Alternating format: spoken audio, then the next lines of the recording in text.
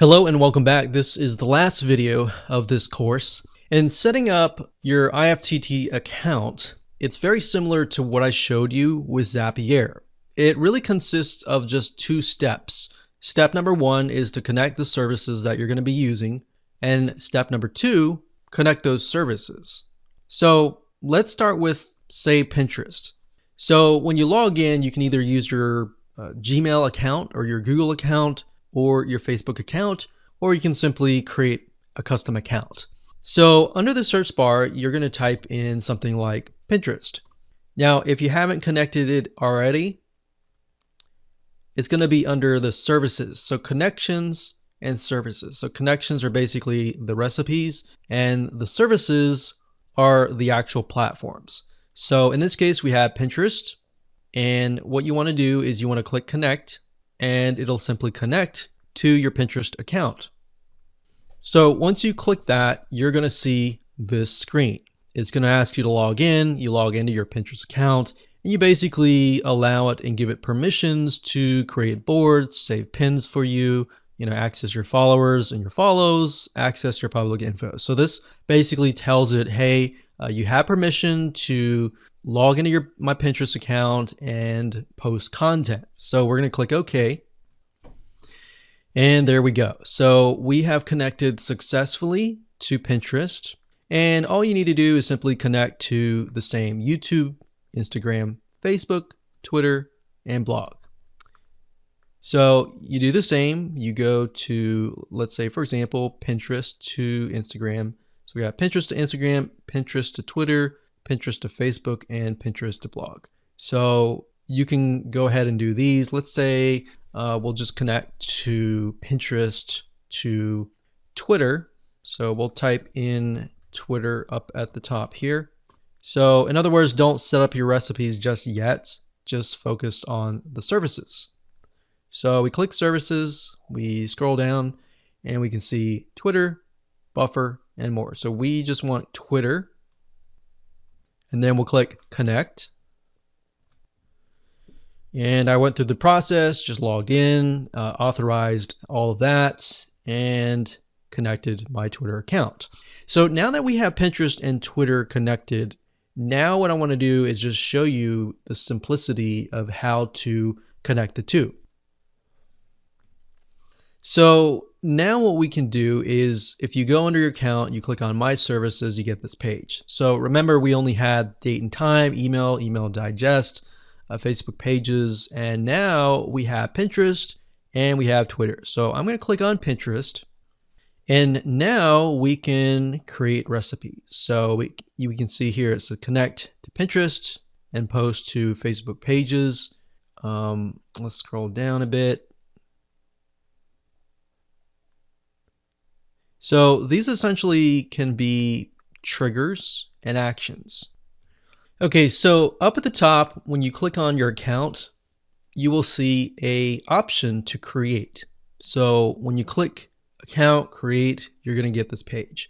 Now, the reason why it's called IFTTT is because it stands for if this, then that. So if we refer back to the analogy that I gave you with the bucket of water, I said, if I kick the bucket of water, which is this, if this, then the bucket of water spills over. So it's kind of like a cause and effect. So what we need to do here is, if this, which is going to be Pinterest, we click this here and we look for Pinterest.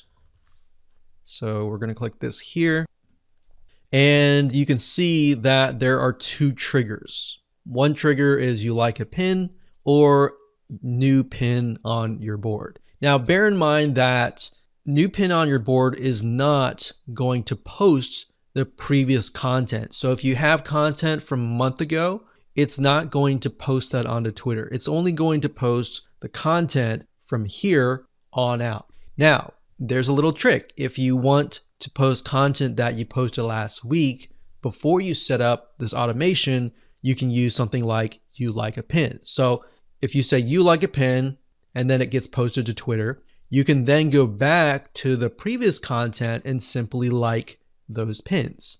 And that will trigger to your Twitter account. So by this point, you would have to create 2 different recipes essentially. But by default, for the most of you, you're just going to do new pin on your board. So you're going to click this here, and then you would pick a board and you would click create trigger. So any board, doesn't matter, or you can be specific and say that I only want anything that's posted to a very specific board to be posted to Twitter or to be posted to a specific site. Okay, so we set it up to say if we post to any board, then this is going to happen. So what's going to happen? So we click the plus sign on this, that, and then we simply choose the service. So remember, we go from Pinterest to Twitter. So we're going to select that here, and we can post a tweet. So remember, Pinterest, however, we are dealing with images. So you want to post a tweet with image. So we're going to select that here. And this is basically how it's going to appear as a tweet. So it says just pinned board. So the board is going to be the name of your board in Pinterest, the description of whatever you have pinned, and the pin URL. So you could even customize this by saying, hey, I just posted to the board, which is going to be the board. So you can say posted to the board. So if the board is called like painting, then you can say I just posted to the painting board. Check it out here. Now, bear in mind that you don't want to add too much, because if the description or the pin URL is long, remember the tweet text is very short. So you might want to just say, hey, just posted, and then maybe have it here. So how it was, by default, that might be the best way to do it. And of course, image URL, you can add the ingredients. So basically these are things that you can add. So we have description, we have source URL, most likely will be source URL, and you'll create an action. Okay, so once that is done, we are finished. So now your applet is good to go. So all you have to do now is click on finish. And that is it. So now we have finished from Pinterest to Twitter. So from this line here, actually this line here. So you might want to create a system and say, okay, anything that has been completed, I'm going to turn it into a specific color.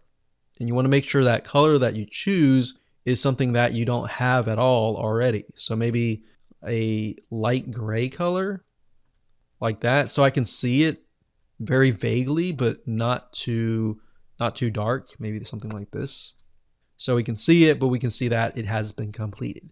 So this is why we have the visual map, so we can refer back to it. So we can say, okay, we completed this. The next thing to do is create an applet for Pinterest to Facebook. Once we're done with that, we can simply turn that into gray, and we can see what's left. Pinterest to blog. Once we set that up, we can turn that to gray, and we can see what's left.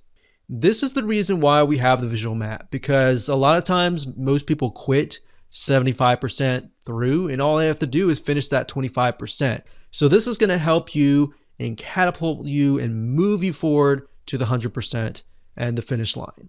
So I hope you enjoyed this video course as much as I enjoyed teaching you, and make sure that you follow the steps step by step. And as you can see, this is the end result.